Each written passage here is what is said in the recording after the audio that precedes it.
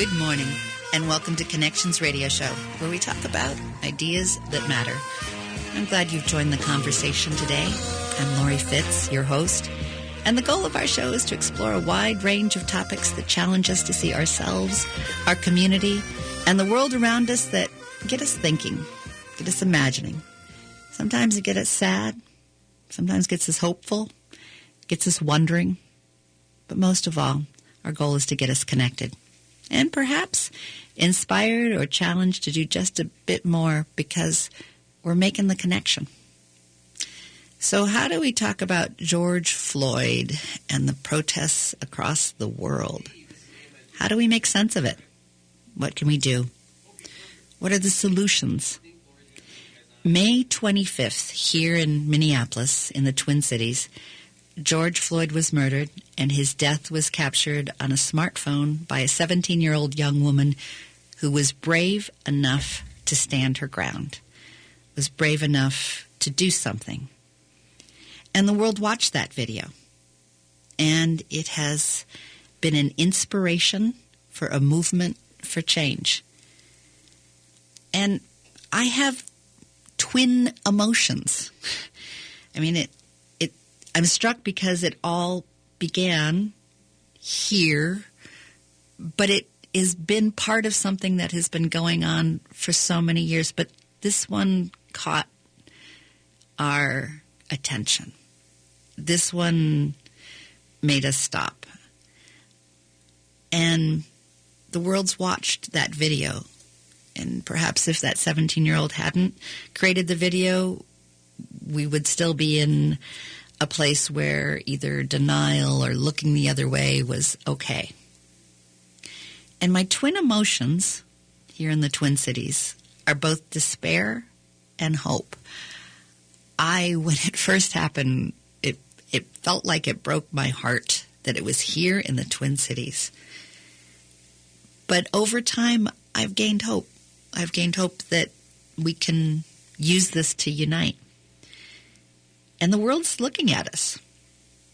So what do we want to do? How do we want to show up? How do we wrestle with both hope and despair, holding them both, going back and forth, but we need them both to go forward. And to have our conversation today, I'm very honored to have the Diversity Institute be joining us. The Diversity Institute believes that diversity is everybody's business. There's a potential of all individuals, and our potential is all important. And they work with organizations to develop strategies that build leadership. They promote inclusion. They help organizations move beyond the check-the-box diversity, and they move it into the real diversity, equity, and inclusion that's meaningful and sustainable for change. The Diversity Institute continues to provide a brave space where leaders can increase their cultural awareness, deepen their knowledge, and practice skills in a supportive learning environment, because it's all about that ongoing learning that we all need to embrace. So today I have Melissa Adams, who currently serves as the Executive Director of the Diversity Institute, and Cecilia Stanton Adams, who serves as the Board Chairs Emeritus.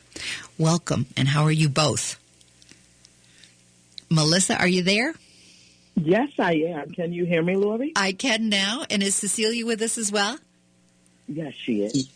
Yep, I'm right here. Wonderful. Good morning, Lori. Wonderful. I am so, you're both dear friends, and I am just proud and grateful that you're joining me today to talk about the work that you do and the time that we're in, being able to take a pause and talk about what's happening here. I think we're also honored to be online with you or on the call with you today, because you are also a very big proponent of diversity, a champion for diversity, and in fact is not only a good friend of ours, but you've been a mentor and helped us to really shape what our business could look like for helping other people. So we appreciate you and are so grateful for you as well. Well, I believe in you both, and you bring such heart and knowledge I've always been a great admirer of the work that you do, and feel like it's a special gift that we can work together the way that we do. And I look forward to other programs and growing where we can go from here. Yes. So in looking at where we are, first, just how both are you doing? Just what's going on for you both? Would you like to go, Cecilia? Sure. I mean, it's definitely a difficult time right now. Since COVID happened, right? Yeah, everybody's trying to figure that out. And, the huge health situation, it's hitting minority communities harder than any others. This is the kind of the state that we found ourselves in when we learned of George Floyd's murder. And, it was just amazing to see the world erupt the way that it has. As I go through this period here, these last few weeks, I am definitely very hopeful that there's going to be change. There needs to be change. But I also have that feeling of, how long will it take before everyone goes back to their normal course of action, right? To go back to the default actions, get shaken up for a little bit, but now we've dealt with it now. We can check off the box, right? Correct. Yeah. And I'm hoping that time never comes. But I also am aware that that's happened in the past many, many, many times, which is why we find ourselves in this situation today. What about you, Melissa? I, too, am feeling a lot of mixed emotions. I think it's okay for us to go through these emotions, these feelings that all of us are feeling of sad, anger, depression, fear. All of these feelings are valid, right? And I do also feel lots of hope. I see so many people from so many walks of life being champions for this cause.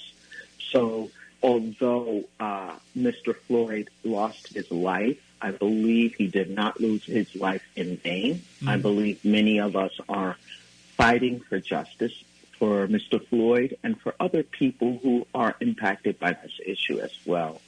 I personally am impacted by this issue. My family is personally impacted by this issue.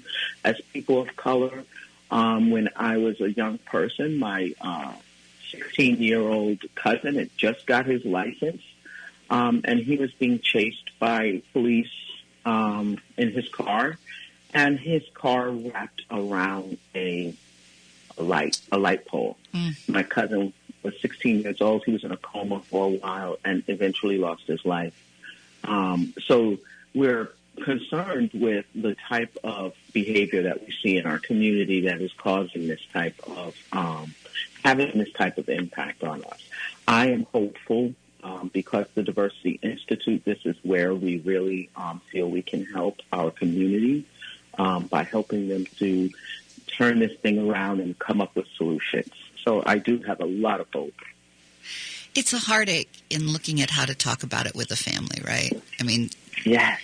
What conversations do you need to have that break your heart and being able to keep kids safe and having to share the unfortunate truth that they're not safe driving as African Americans, just being out and driving? I mean, that. And Lori, I think it's even broader than just driving, right? Oh yeah.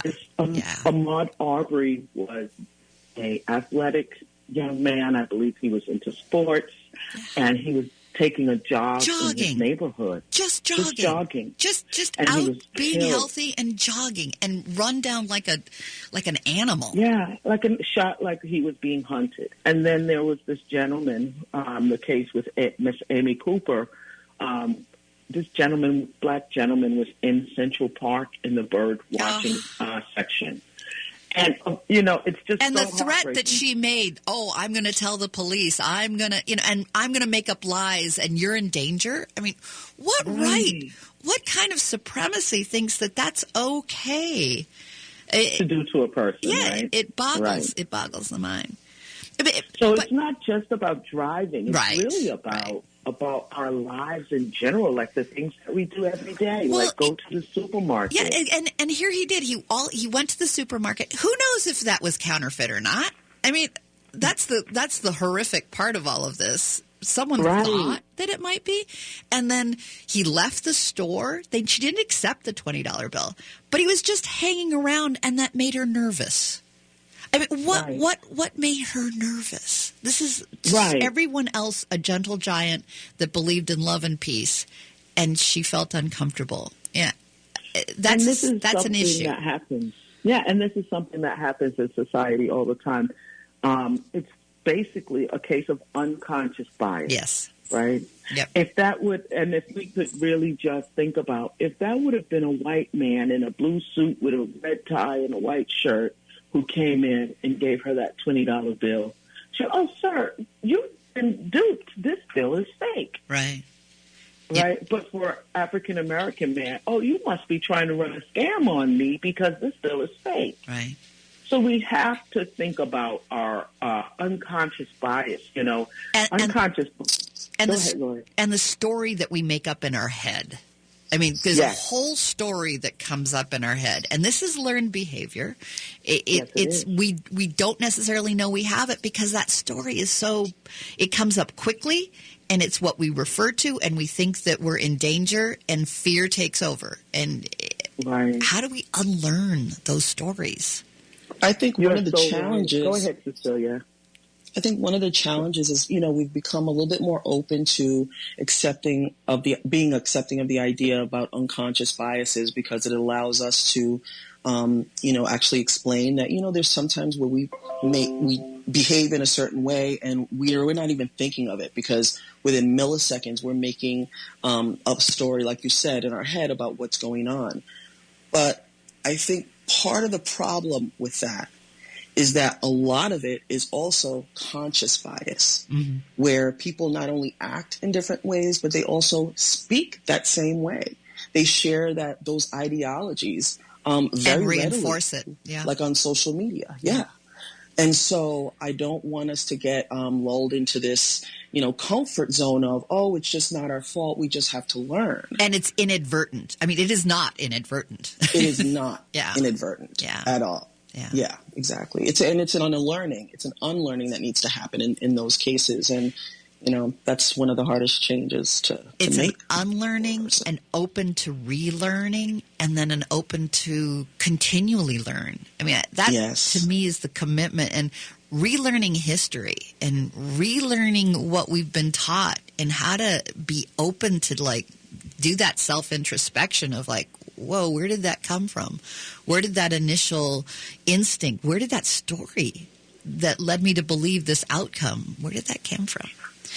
And I like that you mentioned that, Lori, because it comes from socialization. Yeah. We've been socialized to believe certain things, and all of us have these unconscious biases sort of based to our society. So an example is when I watch television and I'm watching a show like Law and Order, I see the people who are police officers are white women and white men. And then when I see all of the criminals, they're either Hispanic or black, right? And we've learned and taught people that black people are bad, black people are criminals, Hispanic people are bad, people of color, anyone who's non-white is not pure. Yep, and so it's in the movies too. I mean, it's in the movies, everything. Yeah.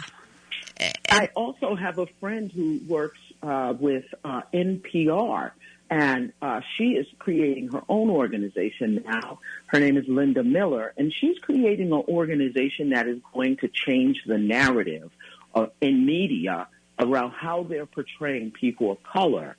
So it's important work that needs to be done here. Absolutely. I call that sort of media the mediated reality.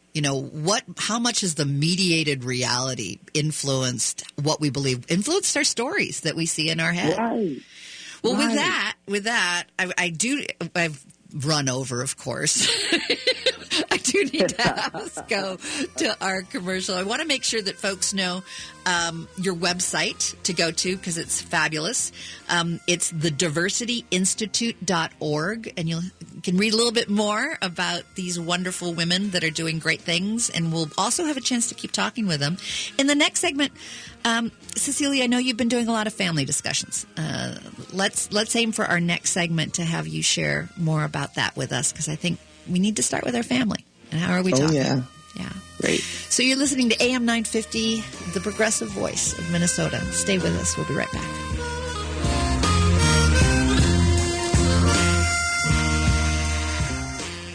Clockwork is an experience design and technology agency, which means they help transform businesses around the globe by connecting people, processes, and technology. They bridge the gap between marketing and technology to put people at the heart of digital solutions, transforming how your customers interact with your brand. Clockwork's technology consulting, experience design, and software development expertise makes them a full-service digital partner to help you design your customer experience, build an app, or connect all of your digital properties into one seamless system. If you're in need of major tech updates but aren't sure where to start, they'll help you figure that out too. To learn more about how they've helped other businesses make digital transformation less painful, visit clockwork.com/radio. Clockwork.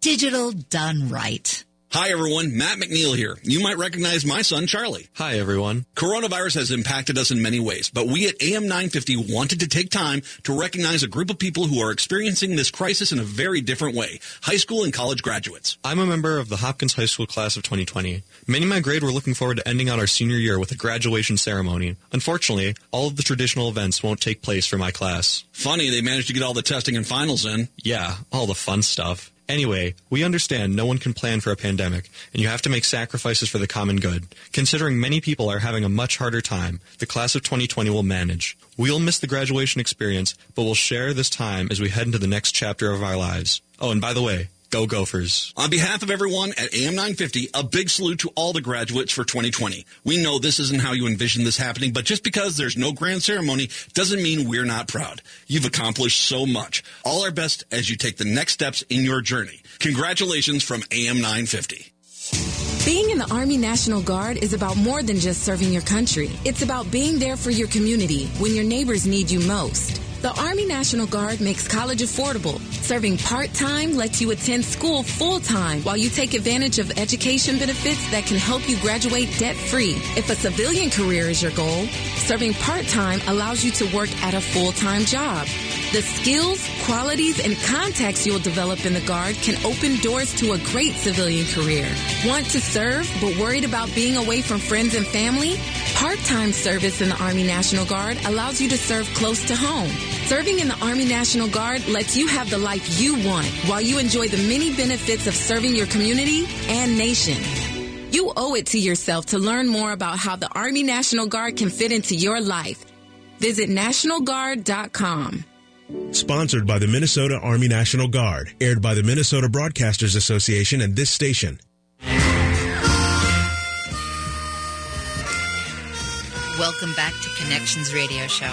I am your host, Lori Fitz, and I have two amazing women, Melissa Adams, who currently serves as the Executive Director of the Diversity Institute, and Cecilia Stanton Adams, who serves as the Board Chair Emeritus. Welcome. We're so glad you're here today to share with us your insights, your suggestions, your thoughts.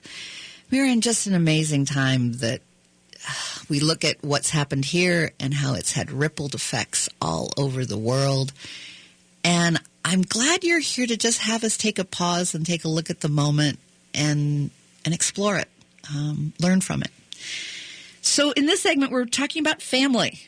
And I know, Cecilia, you've been doing a lot of work with family discussions. What are your thoughts? Yes. Well, a lot of my friends have children, and they've been asking, how do we have these conversations? How do we talk about these things? And, the interesting thing that you learn when you kind of explore this topic is that usually children of color, Black children, learn about things like the police and that you have to act differently in order to make sure that you don't have problems with the police, that you're taught those things really young, usually between the ages of 8 and 10. And it's because it's a matter of survival. But for white parents, that conversation may never happen. And they may feel like there's no reason to ever talk about it because it doesn't really impact their lives. But unfortunately, it does. It impacts all of our lives. It's just how much are we talking about it and preparing our children and educating them about, all of the things that we're dealing with and the history that led up to it. And how do you approach it? How do you encourage your family, friends to do that? And what are some of the questions and some of the ideas that you most want to share? So, I think the first thing that's really important is to process this for yourself and identify what are your values. What clearly can you articulate about what you stand firm on in your life? That's essential because when you start to have these conversations, you kind of going to feel pulled from one way to the next. Mm-hmm. So if you know what you're thinking about and what's important to you really at your core, you're going to be able to at least share that from your own perspective. And one thing I found with kids is if you're not being authentic, they can bust you right away. Oh, yeah. So for sure. You really need to sort it out and be anchored in your beliefs because they're looking to you and they're testing you and they want to know, where's your heart on this?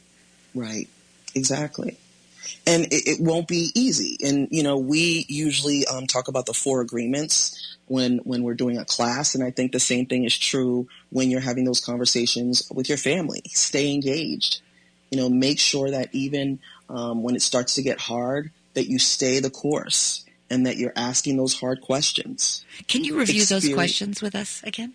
Sure. Stay engaged. And then the second one is experience discomfort because it will be uncomfortable throughout that process. But you just got to stick with it. 3, speak your truth.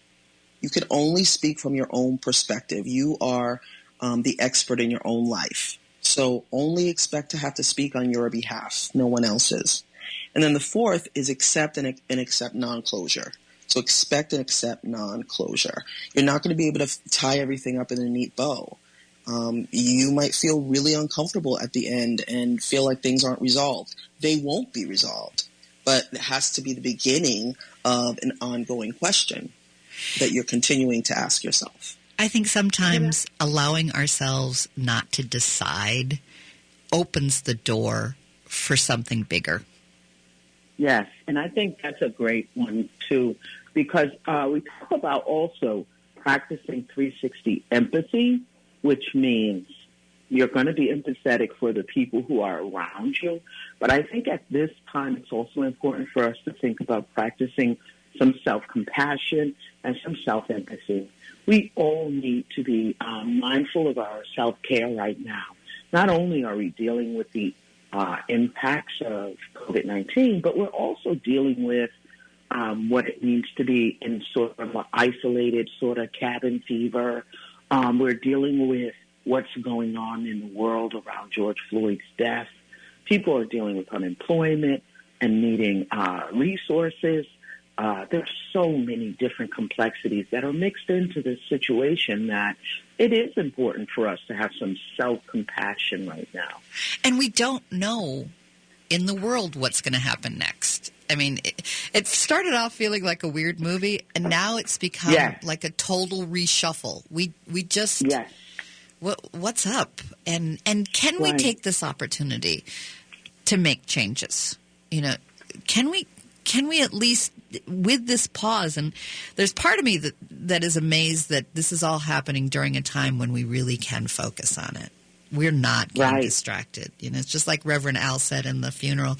Maybe there's a purpose that we don't have all these other distractions, that now we can really look at, how are we showing up for each other in Lori, a deeper way. I really agree with you, and I really like what you said earlier about the reshuffle. Mm-hmm. Because what that means to me is, really thinking about your life and everything that's in it and everything that you've been doing in it. And what is it you want to do differently? And sometimes that means, looking at the people that are in your life. Sometimes we've, allowed people to come into our life and bring a lot of these ideas and thinking, that then later on we don't want to address. We don't want to talk about it because we know that we're going to have differing opinions on it. But today I feel like so much stronger about the need for me to align myself with people that truly align with my values. Because at the end of the day, that's what allows things like George Floyd to happen. The fact that we have people in our own family that think, oh, well, there's no issues here. This is just a one-time thing. In those cases, especially if you're trying to do this hard work, part of self-care is how can you remove yourself from some of those people so that you're not continuing to hear that message that you hear in the media with people that are close to you. And how many one-times do we have to live through until others can accept that as a pattern? This is not a one-off. And this has got to change. And at what point do you need to, as you say, take care of yourself and not try and turn yourself into a knot in helping someone try to understand, how do you let go? And that's hard too.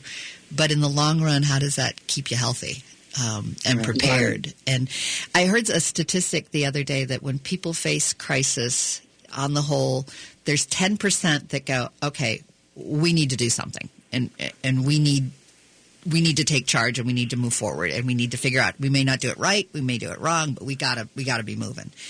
80% wait for someone to tell them that this is okay to do, and then 10% are destructive. So if 80% are kind of hanging out here and trying to figure out what to do, I think that there are some very good leadership ideas that you bring to the table. And yes, and I'd like to kind of add to that. Yeah. I think, Lori, it's, I'm actually reading this book by Dr. King. It's called Where Do We Go From Here? One of my favorite.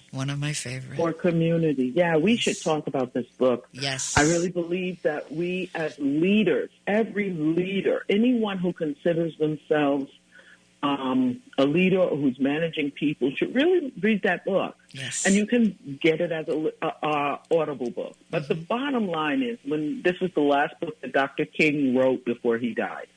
Dr. King, the reason why his movement and the civil rights movement was so powerful and effective was because Dr. King was about changing policies, but he also pulled on he actually put the values and made this a moral decision. So as Americans, as people, this tragedy shines a light on the systemic injustices that too many are confronting every single day, and the racism that affects one of us affects all of us, right? Racism and systemic oppression, that's kind of been a significant part of America's history. And when it comes to facing issues of racism, this is a moment of transition in our country. This moment offers new challenges, but it's also a way for us to have new opportunities to make things better. And I believe that Dr. King was 100% correct when he said, it's about our values. When we say we value education, do we mean we value education for our own children and our own community, or do we value education for children who are in North Minneapolis or in Africa? So it's important for us to live into our values. And to really believe that we have the ability to work towards a beloved worldwide community. It's there. Yes, we do. Yes, we do. And we can choose community over chaos. Well, you've inspired me. We may need to have a book club. On that. I think that would be... you are so right. I'm actually thinking of doing an executive book club. All right. The book is the blueprint. He gives us the blueprint to how to solve our problem. Yes. I read it in college, and it changed my life. I have Very to say good. that was one of my guiding aha. Oh my gosh! And my mom had been very active in civil rights. I've told folks I think I learned how to walk in a march. So, and even going back, she was pregnant with me when she went down to Alabama and was walking children to school, facing a lot of folks that did not want those children to go to school. So you know what? I'm not surprised that you have come from a long line of people who get it. Well, June was a pretty powerful lady. She helped desegregate Blair High School in Pasadena, and yeah, we had the KKK come and visit on several occasions, and she called them cowards. Only people who put hoods on their heads are cowards, and she. And Laura, you bring up a good point, right? It's about the lineage and the historical. It's been 54 years since 1966 when Dr. King said that, riots are the language of the unheard. Mm-hmm. And he didn't say that he was judging them in any way. He said he understood that rioting is the language of the unheard. He always has been a proponent of nonviolence. Dr. King is my mentor, and I really follow his teachings, because I believe that it's time for us to really go back to what Dr. King was talking about. I feel like we kind of put a pause on everything when it came to the civil rights movement. Well, I think our hearts were broken. I think our hearts were broken when he was assassinated. It hurts so. The despair was so deep. But it's time to bring that hope back. And unfortunately, I've run way over. I need to take a break. As much as I would love to not take a break, I do need to take a break for us. And I do want folks to take a look at the diversityinstitute.org and learn about the wonderful work that's being done. And we'll be right back. But we need some commercials inserted. So thanks for being with us. And stay with us.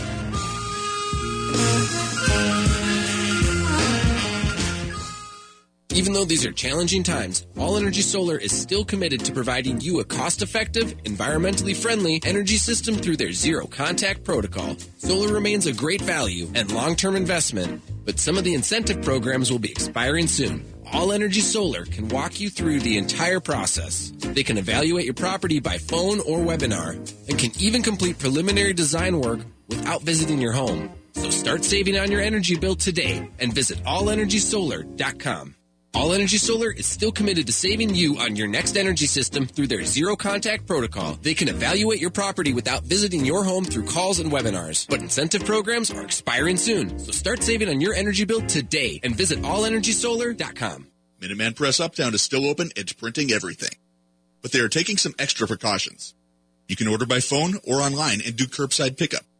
Plus, they can help restaurants staying open with direct mail and geofencing. That's Minuteman Press Uptown. Hi, this is Laura. Thank you for listening to AM 950. People have been calling us and letting us know how important we are. We are here for you. You are here for us. As we look to the future, let's build a stronger local business economy. Do you know of a business that could benefit from connecting with the AM 950 audience? Is there a product or service that you wish you could buy from an AM 950 advertiser? Let us know. So call us with your ideas and suggestions. Our number is 952-946-8885. Also, we are an affordable form of mass media. We offer a safe public place. So if you know of any group that might be interested in communicating via AM 950, also let us know. Annual meetings, community outreach, public auctions, podcasts, spiritual well-being program, recovery. AM 950 is able to air live or taped messages. AM 950 also reaches people without internet. And remember, more people listen to radio than any other medium, about 92% of adults. So Radio connects. If you want to know more, give us a call, 952-946-8885, or go to Laura at am950radio.com. Hi, Gregory Rich, owner of Habitation Furnishing and Design and host of Drink in the Style. Look, we're all working from home right now, and chances are you've become aware of the importance of a decent office chair. Well, I'd like to offer you a means of helping a local business while making working from home a lot more pleasant. How about considering the X-Chair? We can ship the X-Chair directly to your home. Now, I wish I could have you into Habitation to try it out, but that's not an option. So I'm encouraging you to visit xchair.com to have a look. But once you do, please give Habitation a call to place your order. Doing so ensures that you're supporting a local business at a time that we really need your help. And I'll tell you what, when you place your order by phone with Habitation, we'll discount the chairs an extra 10% off the lowest price on the X-Chair website.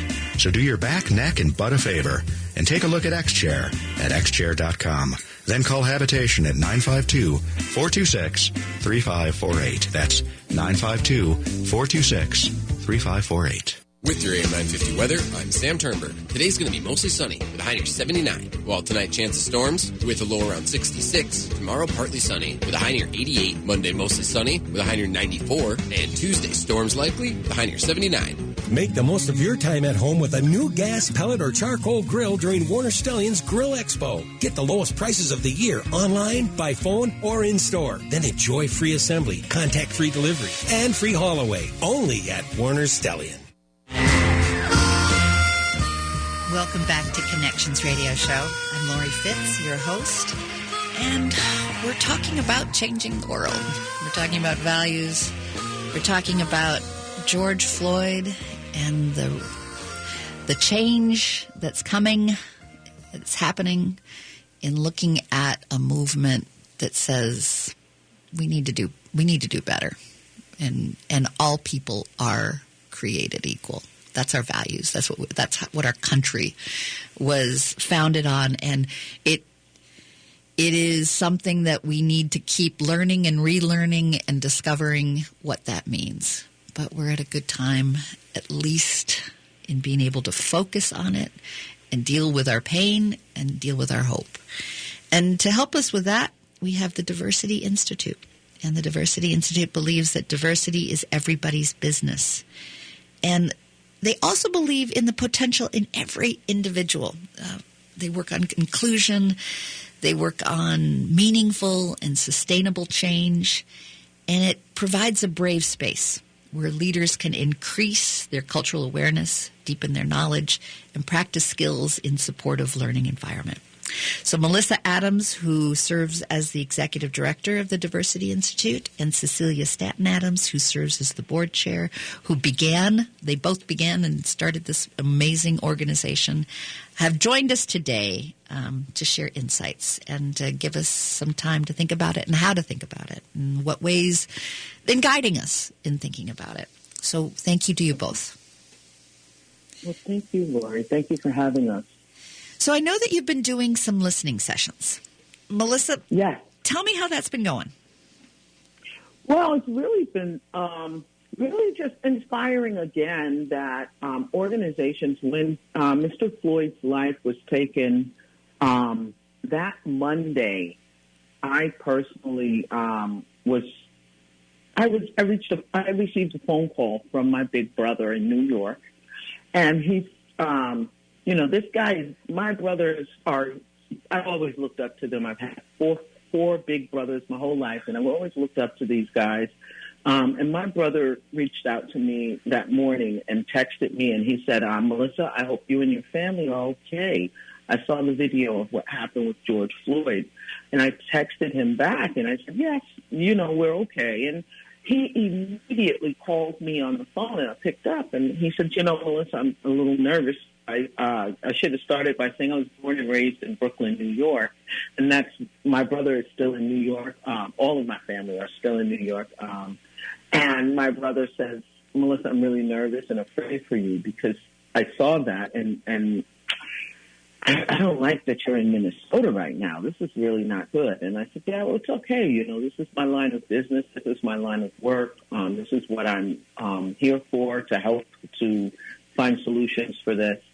And he said, you're right. You're there, then I want to see you use your platform as a way to try and solve this problem. I will support you. I'm going to ensure that all of my friends and colleagues support you and that our family supports you. And he said, I'd like for you to do a Facebook Live tonight and have put out a message so that everyone knows how you feel about this. You have to say something, Melissa. And he actually started crying, and I really rarely, I don't think I've ever seen my brother cry. I don't even think he cried at our mom's funeral, but he was crying. And he said, this is an opportunity. You have to use your platform. You have to say something. You have to speak out against this injustice. And I said, Daryl, you know, you're right. I'm going to do it. And I did a Facebook Live listening session, and people were able to talk. I did another one on Zoom, and people were able to talk. And then organizations began to reach out to me. Many of my clients reached out to me immediately and said, Melissa, we need to do something. We want to do listening sessions.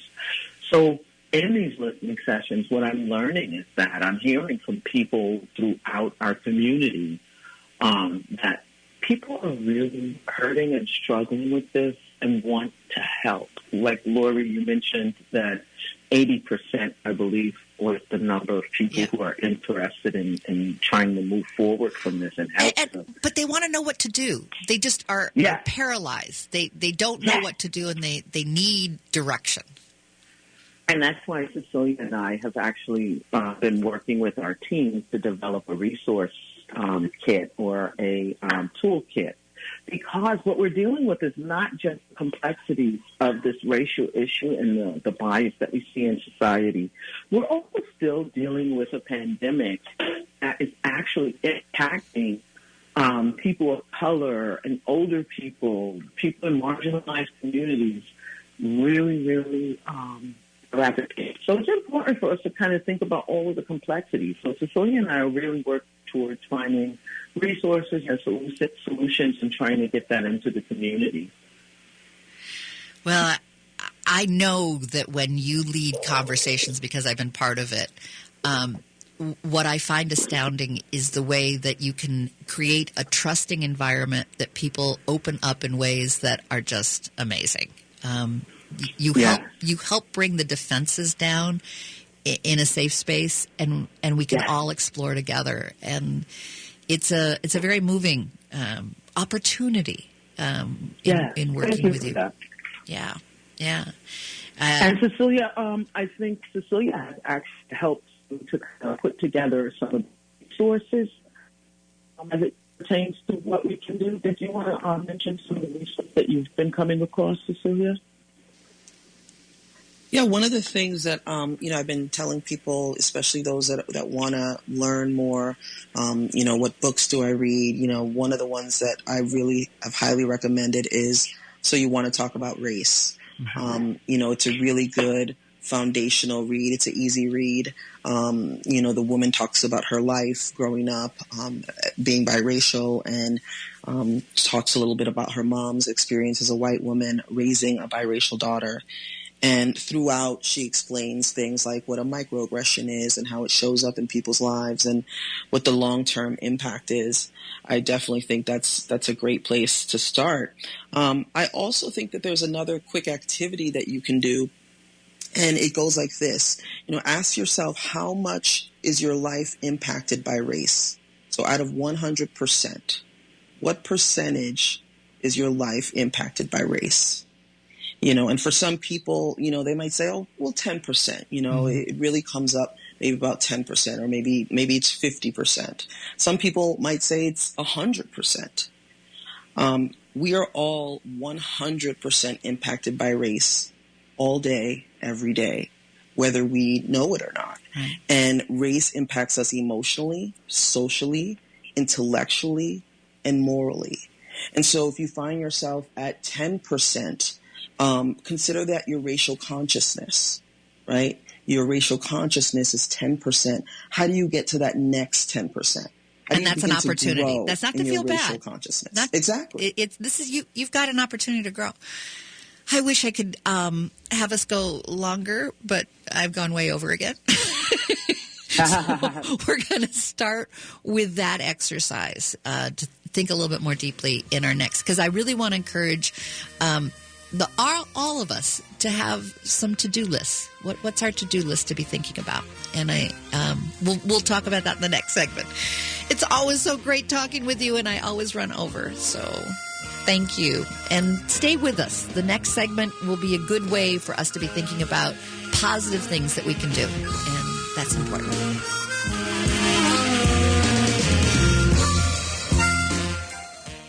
Clockwork is an experience design and technology agency, which means they help transform businesses around the globe by connecting people, processes, and technology. They bridge the gap between marketing and technology to put people at the heart of digital solutions, transforming how your customers interact with your brand. Clockwork's technology consulting, experience design, and software development expertise makes them a full-service digital partner to help you design your customer experience, build an app, or connect all of your digital properties into one seamless system. If you're in need of major tech updates but aren't sure where to start, they'll help you figure that out too.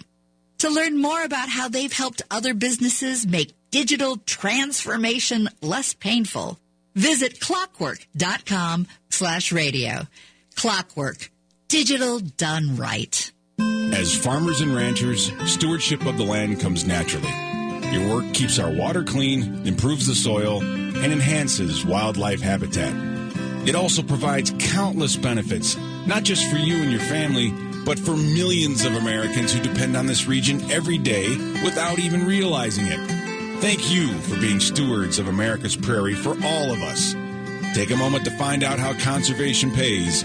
Visit conservationpays.org.